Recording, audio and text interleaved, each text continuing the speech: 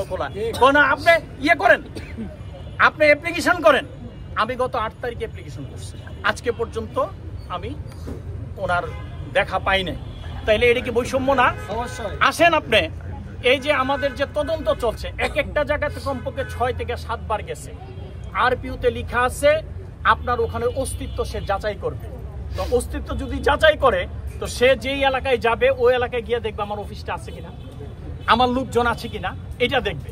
Not only that, আপনি ধরেন আজকে বিএনপির কথাই ধরেন, বিএনপি বলেন, আওয়ামী লীগ বলেন, জাতীয় পার্টি বলেন, বা আরো যে দলগুলি বলেন, একটা উপজেলাতে যদি 10টা ইউনিয়ন থাকে, তারা উপজেলা কমিটি কি শুধু শহরে যে 2-3 জন থাকে তাদেরকে দিয়ে কমিটি তৈরি করে, বা জেলা কমিটিকে শুধু সদর উপজেলার লোকদেরকে দিয়া জেলা কমিটি হয়? প্রশ্ন ওঠে না।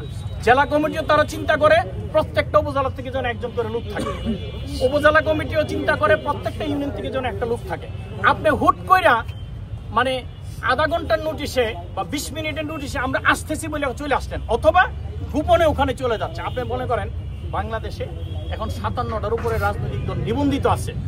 এই নিবন্ধিত দলের নামগুলি কি এই উপজেলার কর্মকর্তা বা জেলা কর্মকর্তারা মুখস্থ বলতে পারবে? তারা বলতে পারলে রাজনীতি ছেড়ে দিব, তারা বলতে পারবে না। অথচ এটা মুখস্থ রাখার জন্য তাদেরকে বেতন দেওয়া হয়।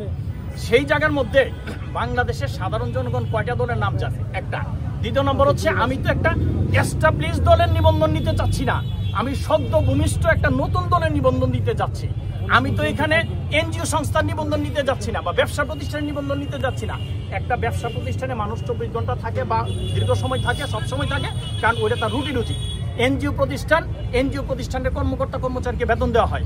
রাজনৈতিক দলের যদি আমি সুস্থ দ্বারা